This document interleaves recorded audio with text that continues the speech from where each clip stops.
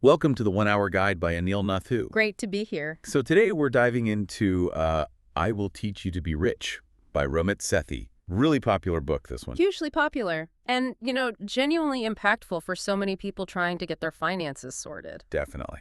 And our mission today really is to, well, unpack it. Take a deep dive into the core ideas. Exactly. Pull out those key insights, the really actionable steps that listeners can, actually use. Right. Make it clear how you can take this stuff and start building what Ramit calls your rich life. We're not just summarizing here. No, it's about extracting that gold. And his philosophy, it's interesting. It's not about painful deprivation, clipping coupons. Right. None of that. It's about consciously designing a life you actually enjoy and then using a pretty powerful automated system to make it happen without all the constant stress and effort. Yeah, and I think that's why it resonates. It cuts through so much of the noise you hear about personal finance. Totally. All the overwhelming information, the debates about tiny, tiny details. Which often leads to doing nothing, right? Paralysis by analysis. Precisely. Or feeling like there are just too many options.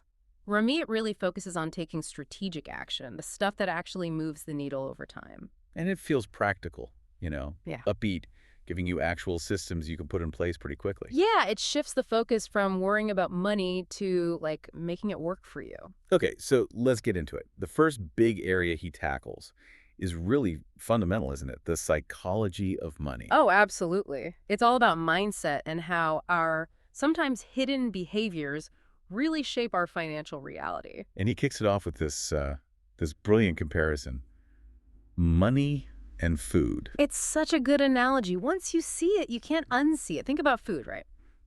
Lots of people don't really track what they eat, even if they kind of know they should. Yeah, you underestimate portions, grab snacks. Exactly. You eat more than you realize, indulge without thinking about the cumulative effect. And it's the same with money. People don't track spending. They genuinely don't know where it all goes. And then they overspend without realizing how much it adds up.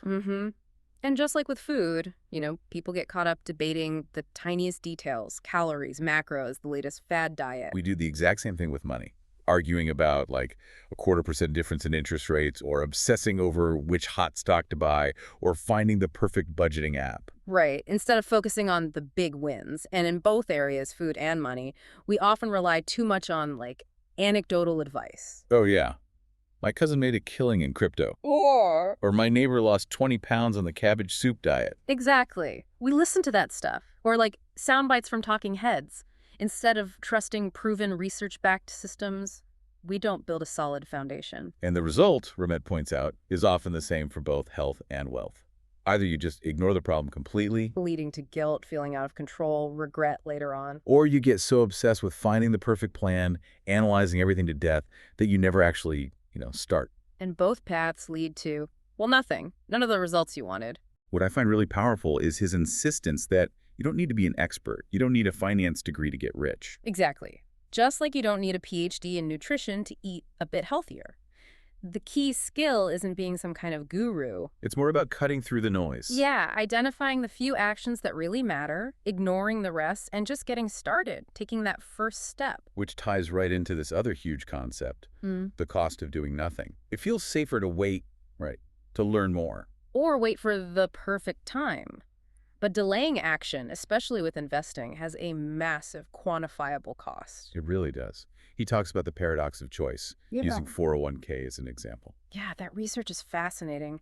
Companies that offer more investment choices in their 401k plans, they actually see lower participation rates. Wait, really? More options make people less likely to sign up. Yeah, for every 10 extra fund choices, participation drops about 2%. It's overwhelming. Yeah. And even when people do invest, they often just stick their money in the safest, lowest return option, like a money market fund.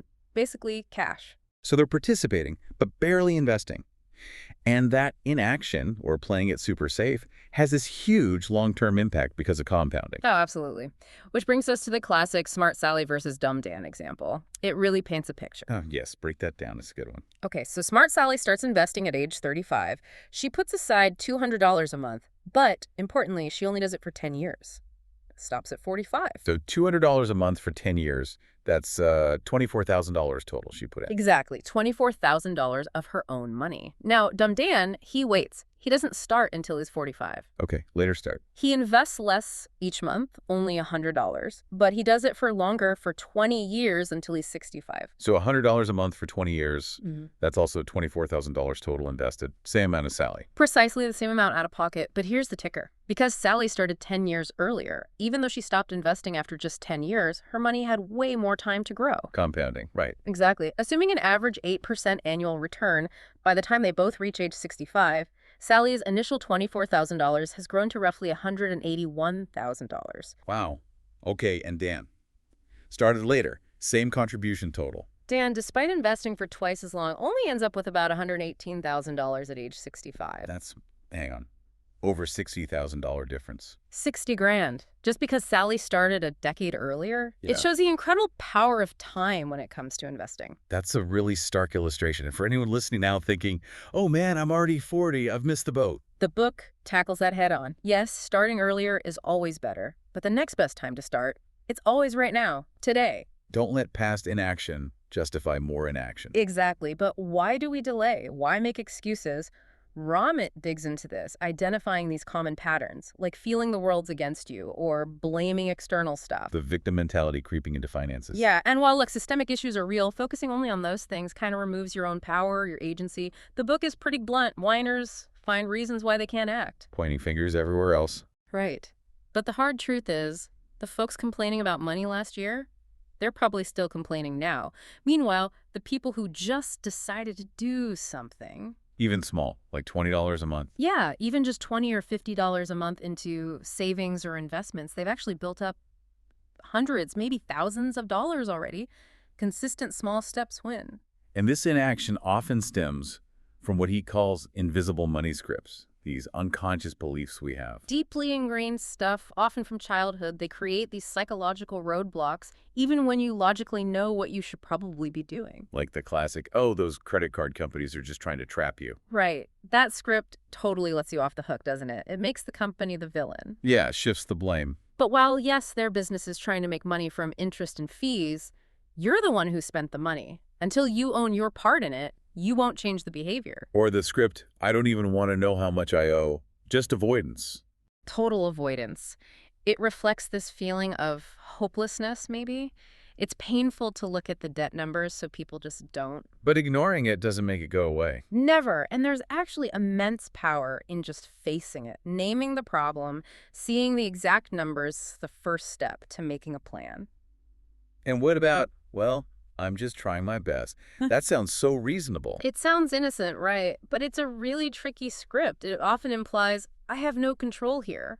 Like you're just passively reacting to financial weather instead of steering the ship. So it prevents you from taking charge. Yeah, it makes real change hard because you're not fully accepting the power you do have. And these scripts lead to weird behaviors, right? Like being deep in debt but dropping $800 on a weekend trip. Exactly. The logic seems totally off, but it happens because there's no conscious plan, and these underlying scripts are driving the decisions. It's not rational, it's psychological. So having a plan, even if it's a long-term one, gives you back that control. Instantly. It replaces that vague anxiety or helplessness with direction. Even if paying off debt takes years, you're actively working toward your goal, your rich life, not just hoping. Okay, so wrapping up this whole mindset piece, what are the core rules or principles Ramit wants us to really internalize for building this rich life? He lays out a few key ones that kind of challenge typical thinking. First, and this might sound weird, investing should be boring. Boring, not exciting. Yeah, boring but profitable over the long term. He jokes he gets more excited about eating a good taco than checking his portfolio. That emotional distance is crucial. Don't chase excitement in investing. I can get behind taco excitement. Okay, what else? Second, there's a limit to cost cutting. You can only squeeze so much out of your budget, but crucially, there's no limit to how much you can earn. Ah, right. Focusing on income growth. Yeah, putting energy there can lead to what he calls superlinear results. Your income can grow way faster than you can cut costs. Makes sense. A 10% raise compounds? Cutting coffee doesn't scale the same way. Third, Listen politely to money advice from friends and family. They usually mean well. But stick to your plan, the one based on proven systems, not just anecdotes. Appreciate the input, trust the system. Got it. Fourth, and this is big, you are in control. Ultimately, nobody's riding in on a white horse to fix your finances. It's on you. That's empowering, but also kind of daunting. Taking ownership. It really is. Fifth, as you build financial security, part of your rich life is being unapologetically different. Your spending, your priorities, they might not look like everyone else's, and that's the point. Not conforming to some standard idea of wealth. Exactly. And finally, maybe most importantly, remember the system is a tool for your life, not the purpose of your life. Live outside the spreadsheet. Don't get lost in the numbers. Right. Once it's automated, the real value is in relationships, experiences, giving back. That's the real rich life. That's the why. Okay, great foundation. Now let's shift gears into the mechanics. Taking control of credit and debt.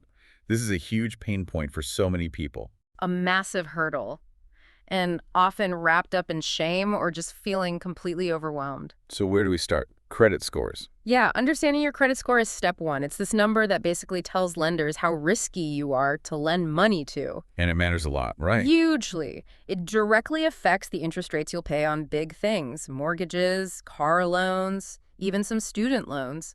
A good score can literally save you tens, even hundreds of thousands of dollars in interest over your lifetime. Okay, so what actually goes into calculating that score? What are the pieces? The biggest chunk, around 35%, is your payment history. Just consistently paying your bills on time. Super important. Makes sense. What's next? About 30% is the amount owed.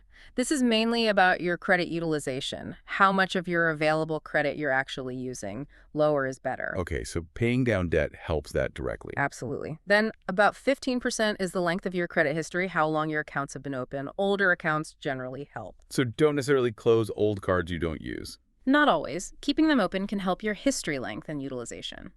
Then about 10% is scudding. Types of credit used having a mix, like credit cards and maybe an installment loan like a mortgage or car loan, can be seen positively. A mix is good. And the last bit. The final 10% is new credit, how many new accounts you've opened recently or applied for. Applying for a lot of credit in a short time can temporarily lower your score. Got it. So where can people actually check their score and their report? You can pay to see your FICO score, which is the most commonly used one, at myfico.com. But even more importantly, you're legally entitled to a free copy of your full credit report from each of the three main bureaus, Equifax, Experian, TransUnion, once a year. Where do you get those? The official site is annualcreditreport.com. It's crucial to check these reports for errors. Mistakes happen, and they can unfairly drag down your score. Good tip. Okay, moving to credit cards themselves. The book is pretty harsh on carrying debt. It really drills down on this. Carrying a balance, paying that high interest month after month. Ramit calls it the #1 financial mistake. Because the interest rates, the APRs are just so high. Exactly. The annual percentage rate on most cards is brutal. He gives some really shocking examples based on making only minimum payments. Yeah, lay those out. They're eye-opening. Okay, picture buying a $1,000 phone on a card. If you only pay the minimum, it could take you over 9 years to pay off, and you'd end up paying an extra $732 just in interest. Wow, almost double the price. Right. A $1,500 computer. Over 13 years, nearly $1,400 in interest. And get this, $10,000 worth of furniture. Paying only minimums could take over 32 years and cost you more than $13,000 in interest alone. That's insane. More interest than the furniture cost. It perfectly illustrates why carrying that balance is so destructive financially. And the scary stat he mentions is that something like half of Americans carrying card debt are only making minimum payments. They're stuck. So the absolute goal, if you can manage it, is pay the statement balance in full every single month. That's the golden rule. And look, if you are carrying debt right now, the next bit about optimizing rewards isn't for you yet. Focus on the debt payoff plan first. Right. But for those who do pay in full consistently, cards can have benefits. Definitely. Like maximizing rewards, cash back, airline miles, hotel points. He tells that story about his friend Chris Coletti. Yeah, the points master. Earned millions of points. Little things like getting 500 hotel points just for declining housekeeping when he travels alone. Small optimizations add up. The book also really emphasizes negotiating fees. People don't realize they can do that. It's a great practical tip. Got hit with a late fee, annual fee you don't want? Call them up. Be polite, but firm.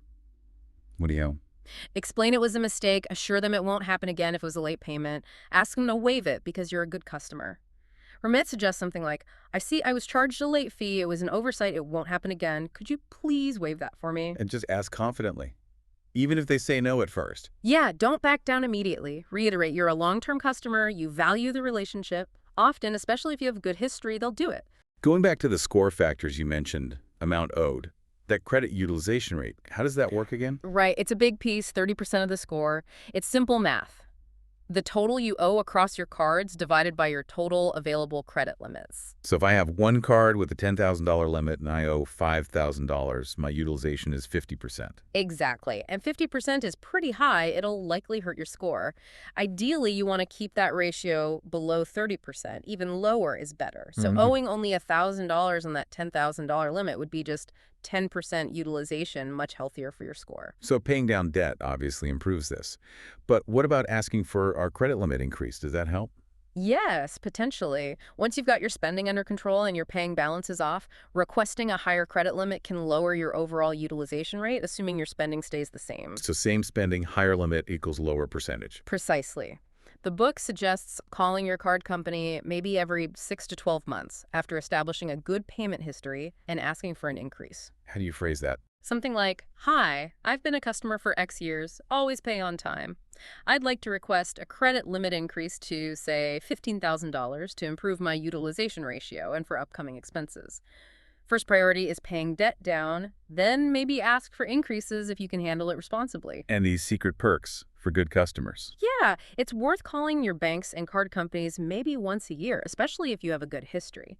Politely ask if there are any benefits or offers you might be eligible for, fee waivers, better interest rates, promotions, limit increases. They want to keep good customers. He also mentions disputing charges as a keycard benefit. Huge consumer protection. He tells a story about a cell phone company hitting him with a bogus early termination fee. He had proof he didn't owe it, but they wouldn't budge. So what did he do? He disputed the charge directly with his credit card company. They investigated on his behalf, like his own little army fighting the charge. You don't get that protection paying with cash or debit. Okay, that covers using cards responsibly. But for people in debt, the book gives a very clear plan.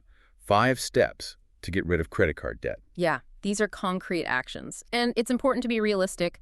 This usually isn't a quick fix. It takes time, discipline.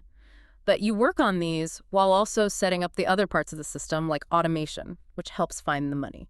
So, step 1, know how much you owe. Sounds basic, but like we said, it's often the biggest psychological hurdle. You got to list out every card, name, total balance, the APR, that interest rate, and the minimum payment. Facing the music. Exactly. It can be painful, but just getting that list down, that's a massive win. You've taken the first step to regaining control. Pat yourself on the back for doing it. Okay, list made. Step 2, decide what to pay off first. Right, because not all debt costs the same due to those different APRs. 2 main strategies here. The standard one, mathematically best, is the avalanche method. You pay the minimum on all your cards except the one with the absolute highest APR. You throw every extra dollar you can find at that card until it's gone. Then you attack the next highest APR card. Saves the most on interest over time. Makes sense mathematically. What's the other way? The snowball. Yeah, that's the Dave Ramsey method, very popular psychologically.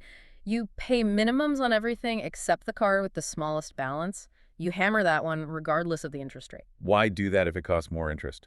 Because paying off a whole card, even a small one, feels like a quick win. It gives you momentum, motivation to keep going. Once that smallest balance is gone, you take all the money you were paying on it and add it to the minimum payment of the next smallest balance card. Creates a snowball effect. So one saves more money, the other might keep you more motivated. Exactly. And Ramit stresses either method is infinitely better than doing nothing. Pick one and stick to it. Okay. Step 3, consolidate debt.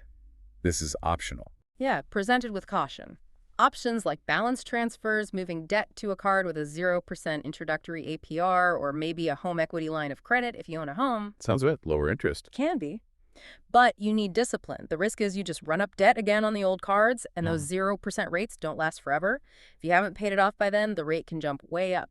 So, useful if part of a strict payoff plan, but not a magic bullet. Got it. Step 4, decide where the money comes from.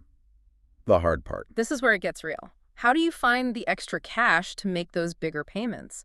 The book argues the most sustainable way is reducing spending and making debt payoff a top priority. Not just hoping extra money appears. Right. He asks you, for every $100 you earn, how much goes to debt now? Maybe $2? $5? Can you find a way to make it $10? Or more? Seems like a lot. Maybe requires huge cuts. Not necessarily massive deprivation. Often it's about stopping the random, unconscious spending, the little leaks, and consciously redirecting that money towards your debt goal. It means setting up aggressive, automatic transfers to those target debt accounts. It's definitely a challenge mentally, too. No doubt, it requires a real shift, prioritizing this over other wants. But millions have done it. It's about active choice and action. And finally, step 5. Automate your payments. Crucial. We'll talk more about automation later. It's the backbone of the whole system.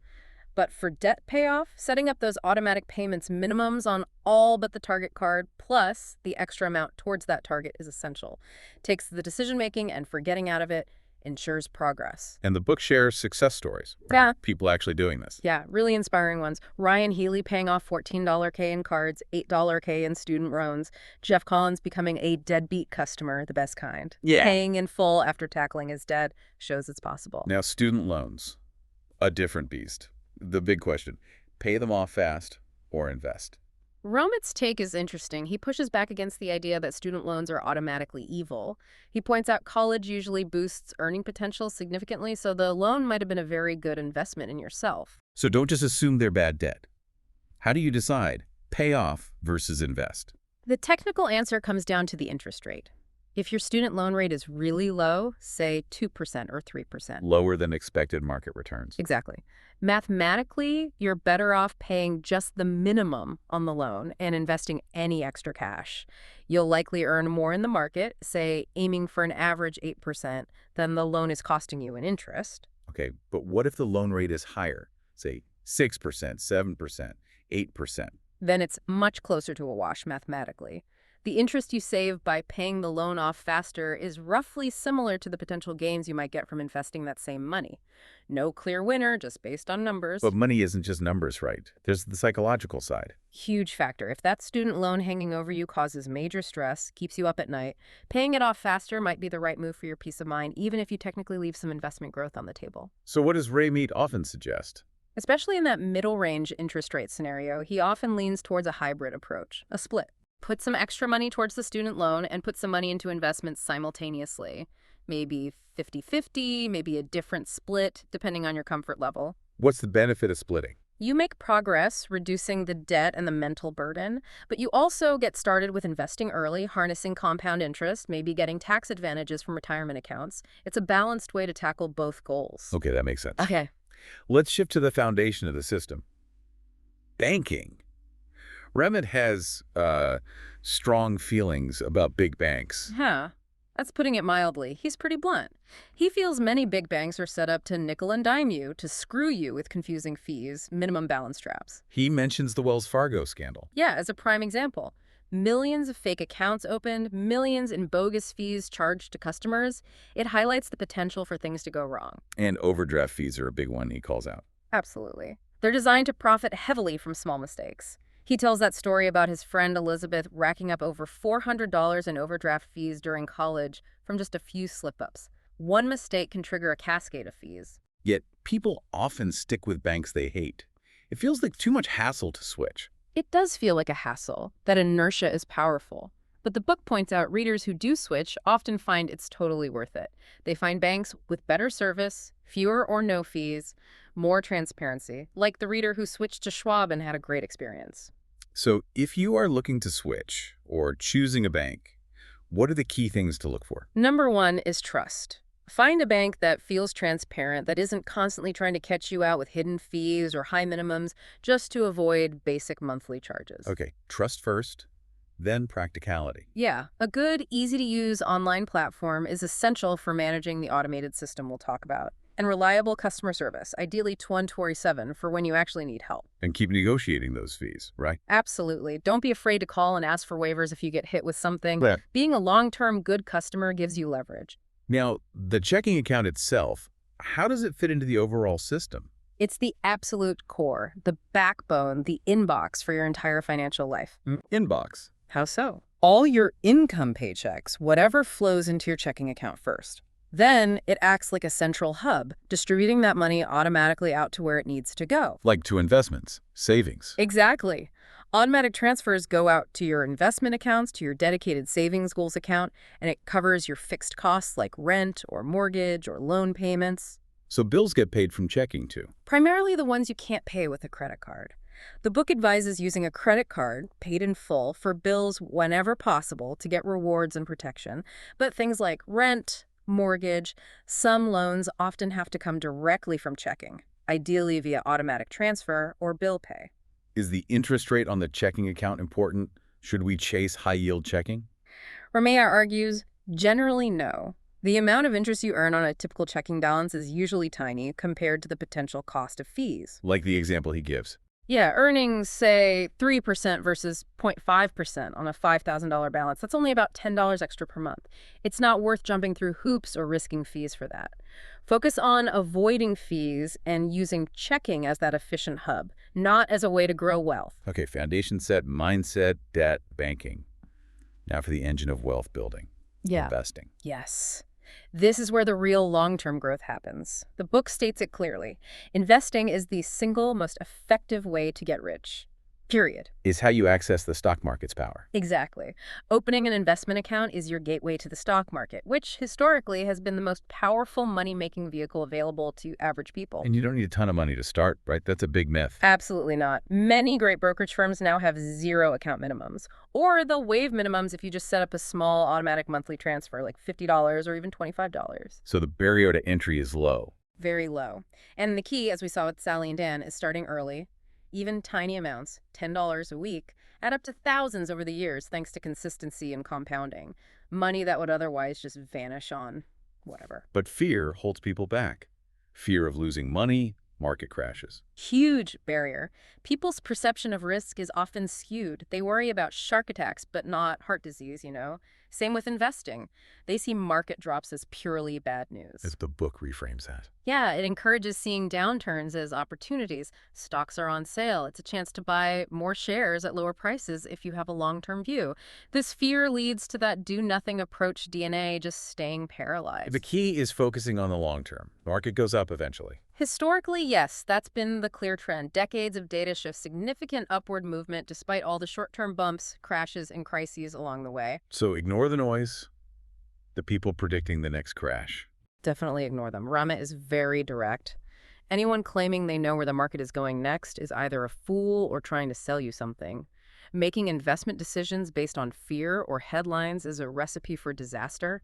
Stick to your automated plan. And the book is also really critical of the traditional way many people invest through active managers and financial advisors. Very critical and backed by data.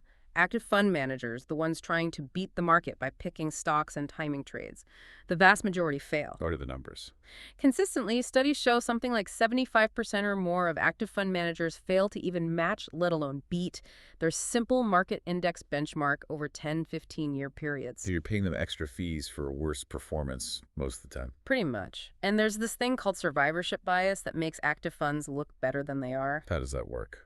When you see ads for 5-star funds, those ratings only include funds that are still around. Yeah. They don't count all the funds that performed badly and got shut down or merged away. It paints a misleadingly rosy picture. And the real killer for active funds is the fees, the costs. Absolutely. That's the main drag on performance. They charge higher management fees, the expense ratio, because they have research teams, managers to pay. They trade more often, racking up trading costs.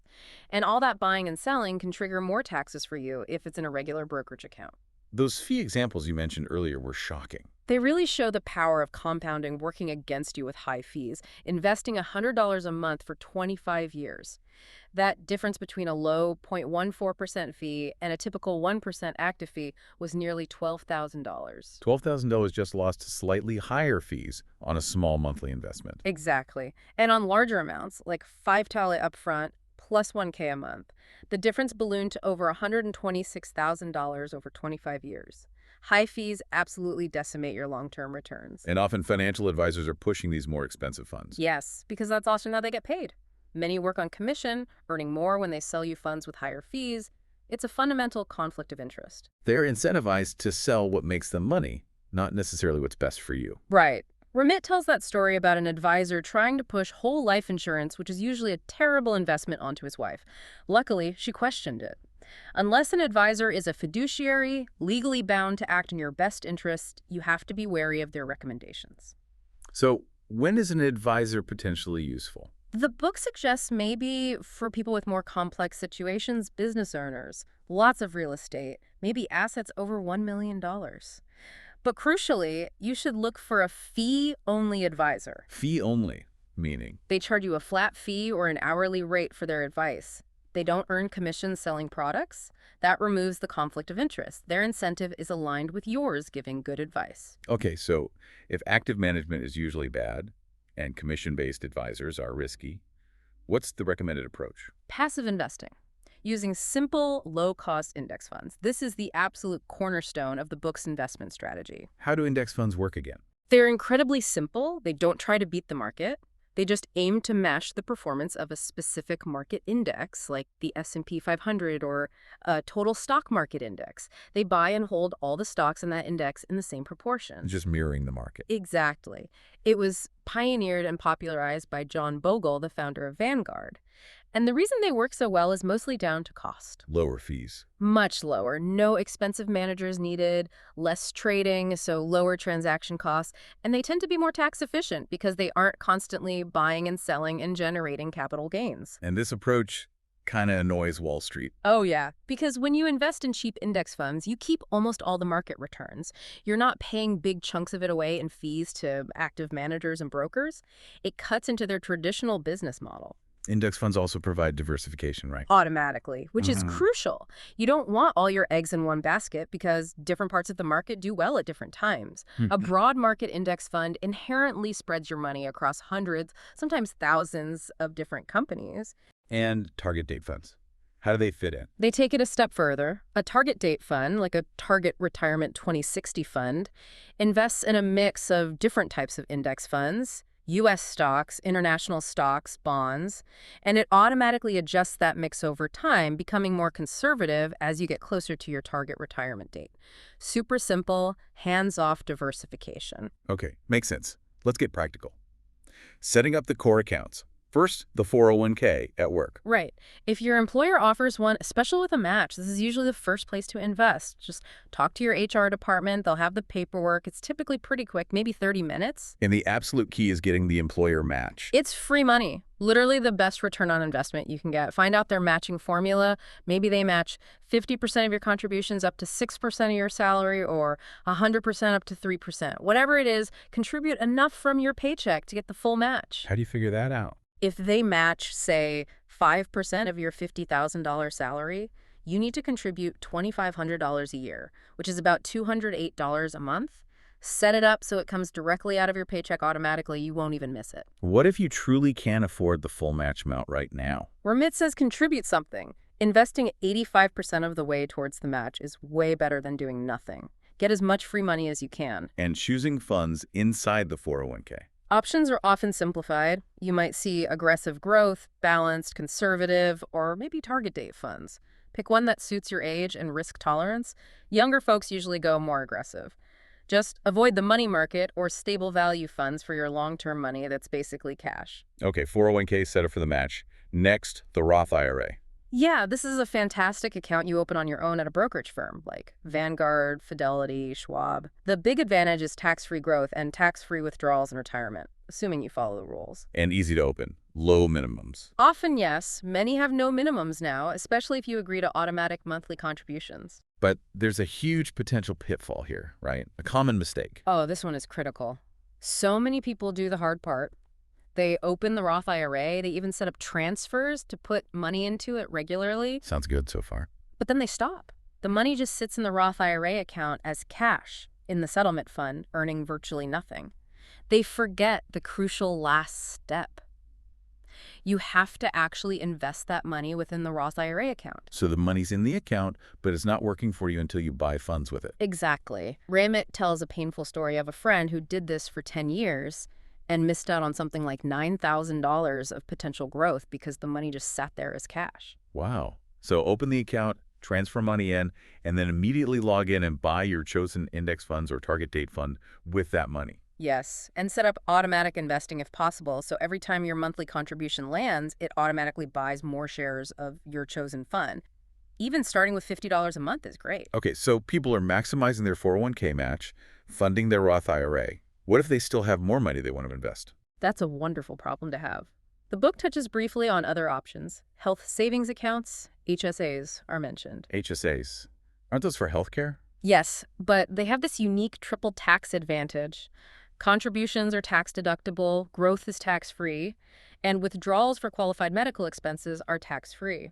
If you have a high deductible health plan that makes you eligible, an HSA can actually be an amazing long-term investment vehicle, especially for healthcare costs in retirement, often overlooked. Interesting. What about other, maybe more exotic investments? Metals? Crypto? The book mentions things like precious metals, real estate, but clarifies your primary home isn't usually a great pure investment. Private startups, crypto, art. Generally, these are presented as either having less predictable returns, being more complex, less suitable for a simple automated system, or sometimes used for, let's say, questionable purposes. So stick to the basics for most people. Pretty much. The focus is heavily on that low-cost, diversified, long-term approach through index funds in tax-advantaged accounts first. And picking individual stocks. Trying to find the next Amazon. Generally discouraged. Ramit shares his own early Amazon investment story, but calls it pure luck. Trying to consistently pick winners is incredibly hard, maybe impossible for most people. The data strongly supports just buying the whole market through index funds and holding on. More reliable, less stressful. And this deep dive is part of the 1-hour guide by Anil Nathu series, which is all about helping you understand and implement these kinds of powerful, practical strategies. Exactly, giving you the knowledge and the steps to actually build these systems. Which brings us perfectly to the next crucial section, conscious spending. This is where it all comes together to actually fund your rich life. This is the why behind everything else. All the saving, investing, debt payoff. It's not just about piling up money for its own sake. It's about using money as a tool to live a life you find rich and fulfilling. So it pushes back against just wanting more. Yeah, Ramit constantly asks, why do you want more money? What will you do with it? What does your specific, personal, rich life actually look like? Define it. And that definition is different for everyone. Totally. For him, it might be lots of travel, treating his parents, passion projects. For you, it might be working less, pursuing a hobby, supporting a cause, having amazing experiences with family. There's no single right answer. And the conscious spending plan is the tool to make that happen, his version of a budget. Exactly. But it's designed to be the opposite of those painful, restrictive budgets where you track every penny. It's about allocating your money into big, broad categories. What are the main buckets? 4 main ones, with suggested percentage ranges for your take-home pay. First, fixed costs, rent or mortgage, utilities, insurance, loan payments, minimum debt payments. That's usually around 50–60%. Okay, the essentials. Second, investments, your contributions to your 401k, Roth IRA, other investment accounts. Aiming for 10% is a good starting goal, maybe more later. Building future wealth. Third, savings goals. This is for specific things you're saving up for: down payment, a new car, vacation fund, wedding gifts, your emergency fund, maybe 5–10% here. short to medium-term goals. And the last one, the fun one. Guilt-free spending. This is typically 20–35% of your take-home. It's for everything else: dining out, movies, clothes, hobbies, travel, whatever you enjoy. And the guilt-free part is key. Absolutely. The magic is, once you know your fixed costs are covered, your investments are happening automatically, and your savings goals are being funded, the money left in this bucket is truly yours to spend however you want without a shred of guilt. You've already taken care of your responsibilities. That sounds liberating. He shares examples, right? Like the friend spending $21K a year going out. Yeah, sounds like a crazy amount, but it fits his conscious spending plan because he's consciously chosen to prioritize that, and he's disciplined in other areas like housing or car costs.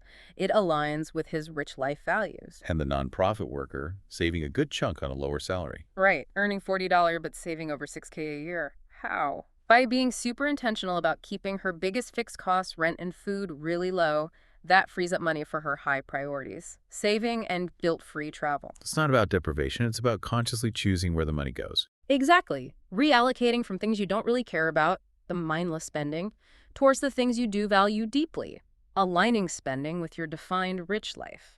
People really seem to connect with this mindset shift. The reader stories show that. Lisa Jansen finding freedom, the person who called and renegotiated all their subscriptions, freeing up hundreds for things they actually wanted, it's empowering. What about those irregular expenses that always seem to pop up and wreck the plan? Mm.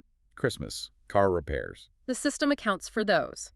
It distinguishes between true emergencies and predictable but irregular expenses. For the known irregular stuff, Christmas gifts, annual insurance, car registration, maybe a yearly vacation fund, you estimate the total annual cost. Okay, add it all up for the year. Then divide by 12. And you automatically save that monthly amount into your savings goals bucket alongside your other goals. So you're smoothing out those lumpy expenses over the year. Exactly. You're prepared when they hit.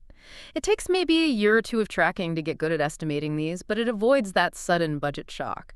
True unexpected emergencies, job loss, major medical bill, that's what the dedicated emergency fund, part of your savings goals, is for. Aiming for 3-6 months of fixed expenses there. Okay, now let's talk about the glue that holds us all together. Automation. Ramit calls it the single most profitable system. You will ever build. He's emphatic about it. Automation is the absolute key to making this whole thing work effortlessly over the long run. How does it contrast with, say, manual budgeting? Manual tracking and budgeting feels like constantly playing defense, reacting, tracking, deciding every month. Automation is playing offense. You set up the system once, and it executes your plan automatically. Can you walk through the flow again? How it actually works? Super simple. Your paycheck hits your checking account, the inbox. Then, automatically, on specific dates, money transfers out to your 401k via payroll deduction. Money transfers out to your Roth IRA. Money transfers out to your savings goals account for emergencies, vacation, etc. Okay, investments and savings handled automatically. Then your fixed costs, rent, mortgage, utilities, loan payments are either paid automatically via bill pay from checking or charged to your credit card, which you then pay off automatically. And whatever's left in checking after all that. That's your guilt-free spending money for the month. The system ensures all your priorities are met first automatically. The payoff seems huge just in terms of mental energy. Immense. No more stressing about remembering to save or invest. No more willpower needed each month. It prevents late fees, overdrafts, and most importantly, it guarantees you're consistently building wealth passively, month after month, year after year. Compounding works quietly in the background. Those reader success stories really drive it home. Yeah, the person going from 17K savings to $40K net worth in 2 years just by automating. The other reader whose automated index funds consistently beat their expensive managed accounts. It just works. And providing these kinds of actionable systems is exactly what we aim for here in the 1-Hour Guide by Anil Nathu, taking powerful ideas and making them easy to implement. It's about building that reliable engine that runs itself. Now, another part of the rich life equation. Earning more money. Right. The book says basically 2 levers. Spend less or earn more. Cutting costs has a limit, but earning more. Sky's the limit, potentially, and often more fun. And he singles out salary negotiation at a new job as a huge opportunity. Calls it the fastest legal way to make money. Because that starting salary anchors everything that follows. How so? It sets the baseline for all your future raises at that company, and it influences what salary you can command when you move to your next job. Even a $5,000 difference in starting salary can compound into hundreds of thousands in lost earnings over a career if you don't negotiate. Wow. Okay, so what are the key tactics for negotiating effectively? First, research. Know your market value. Use sites like salary.com, PayScale, LinkedIn Salary to see what your role, experience, and location typically command. Don't go in blind. Knowledge is power. What else? Know your accomplishments. Be ready to articulate the specific value you brought to previous roles and will bring to this new one. Quantify it if possible. And practice. He emphasizes practicing out loud. Hugely important. Actually saying the words, rehearsing your key points and your target salary range makes a massive difference in confidence in how you come across. Practice with a friend, record yourself sounds awkward, but it works. Definitely helps overcome the nerves. Yeah. And be prepared mentally to potentially walk away if the offer is truly unreasonable and below your research market value. Having that willingness gives you leverage. What if you take a slightly lower offer for other reasons? Try to get something in writing about a performance review and salary reconsideration after, say, 6 or 12 months. And Ramit also advises showing proactive value. Maybe suggest 3 specific things you'd aim to improve or tackle in the first 90 days. Shows you're thinking beyond just the salary number. Great tips. Okay, one last big spending area. Cars. People save pennies elsewhere, then make huge mistakes here. Such a common trap. The single most important financial factor when buying a car, according to the book. Not the brand, not the deal. But how long you keep it? Exactly. Buy a reliable car often used is smarter financially, maintain it well, and plan to drive it for at least 10 years. Ideally, long after the payments are done. That dramatically cuts your average annual cost compared to flipping cars every few years. And calculate the total cost of ownership, the TCO, before buying. Essential. Don't just look at the sticker price or the monthly payment. TCO includes the purchase price, plus all the interest you'll pay on the loan, which depends on your credit score, plus estimated maintenance, gas, insurance, minus what you expect to sell it for later. That gives you the true long-term cost comparison. Right. Helps you make a rational decision, not an emotional one based on a shiny new model, and be prepared to walk if the dealer plays games with the financing at the last minute. Get pre-approved for a loan from your bank or credit union beforehand. Okay, so we've built the system, automated it, started investing, spending consciously. How do we maintain it? Keep it running right. Good question. It's not totally set and forget. The book recommends a brief annual financial checkup. Maybe dedicate a few hours once a year, say in December. What should you check during this review? Simple stuff. Scan for any forgotten subscriptions you're still paying for. Review your conscious spending plan percentages. Did your income change? Did your goals change? Maybe you want to increase your investment percentage now. Adjust the allocations, basically. Yeah, and just double check that your automatic transfers are still set up correctly, go into the right accounts. It's like a quick tune-up to ensure the system still aligns with your life. Makes sense. Let's quickly touch on taxes and investing again. The retirement accounts are key here. Yes, the tax advantages are huge. In both traditional 401ks and Roth IRAs, your money grows tax-deferred or tax-free. You don't pay taxes each year on dividends or capital gains within the account like you would in a normal brokerage account. Remind us of the difference between traditional and Roth again. Traditional 401k or IRA. Contributions are often tax-deductible now, lowering your current taxable income. You pay income taxes on withdrawals in retirement. Roth IRA or Roth 401k. Contributions are made with after-tax money, no upfront deduction, but qualified withdrawals in retirement are completely tax-free. And this structure really favors holding investments long-term. Absolutely. Since you're not taxed on internal gains, there's no tax incentive to constantly trade. It reinforces the buy and hold strategy, especially with index funds. Tax efficiency is another win for passive investing in these accounts. What about insurance? Sometimes it gets sold as an investment. Big red flag, according to Ramit. Insurance is protection, period, not an investment vehicle. It's there to cover catastrophic downside risks, your house burning down, homeowners, dying unexpectedly when others depend on your income, term life. So use it for risk management, not wealth building. Exactly.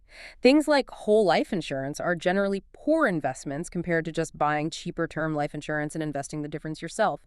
You can use your savings goals bucket to save for future insurance premiums or potential deductibles. Okay. And saving for kids' college, 529 plans. What's the priority? This is often debated, but the book's advice is strong. Secure your own financial future first. Pay down your high-interest debt, max out your own retirement contributions, at least the match, ideally more. Why prioritize yourself over the kids' education? Because your kids can borrow for college, loans, scholarships, work. You cannot borrow for retirement. You need to be self-sufficient first. Once your own oxygen mask is secure, then 529 plans are fantastic, tax-advantaged ways to save for education if you have extra funds. Makes sense, though it might feel counterintuitive to some parents. Finally, the really personal stuff, money and relationships. Crucial topic. Financial disagreements are a huge source of conflict for couples. Open, honest communication is non-negotiable for a healthy partnership in building a shared, rich life together. How do you even start that conversation if it's awkward? The book suggests setting aside dedicated time, and maybe start by sharing your situation first, your income, debts, goals, your conscious spending plan. Ask for their feedback on your plan before asking them to reveal theirs. It creates a safer space. Vulnerability first, and explore the underlying attitudes. Yeah, talk about how money was handled in your families growing up. What are your past experiences? Maybe one partner dealt with bankruptcy, the other came from wealth. Understanding that history provides crucial context for current behaviors and beliefs. He shares his prenup discussion experience too, right? Yeah, as an example of tackling a potentially very difficult money conversation. Key takeaways were starting early, framing it around love and planning a future together, taking personal responsibility for bringing it up, and clearly explaining the why behind it, the values, not just the legalese. And it revealed a lot about their different perspectives. Absolutely. He mentioned it was incredibly revealing about their core beliefs on money, responsibility, and even comfort levels with financial details. It highlights that money talk is rarely just about the math. It's deeply tied to emotions and values. Communication is key. Wow, okay, so we've covered a ton. Mindset, debt, banking, investing, spending, maintaining. If you had to boil down the core message of, I will teach you to be rich. I'd say it's about empowerment, taking conscious control, getting past the fear and excuses, building a simple but powerful automated system that works for you, and then focusing all that financial machinery on actually living the life you define as rich. It feels very achievable the way it's laid out. Not about deprivation, but smart systems and deliberate choices. Exactly. And consistency over time, powered by automation. And the most important takeaway for someone listening right now. Just start today. Don't wait. Pick one thing from this discussion, list your debts, open that Roth IRA, calculate one savings goal, set up one automatic transfer. Take that first small step, momentum builds from there. Great advice. This deep dive was based on I Will Teach You to Be Rich by Ramit Sethi, and it's part of the 1-Hour Guide by Anil Nathu, dedicated to bringing you these valuable insights quickly and effectively. Helping you put knowledge into action. So maybe a final thought for everyone listening. If you were truly living your rich life, what's one thing you'd be doing differently with your time or money next week? And what's one tiny automated step you could take now to move towards that? Great question to ponder. Thank you for joining us today. Buy the book at the 1-Hour Guide website for more business insights.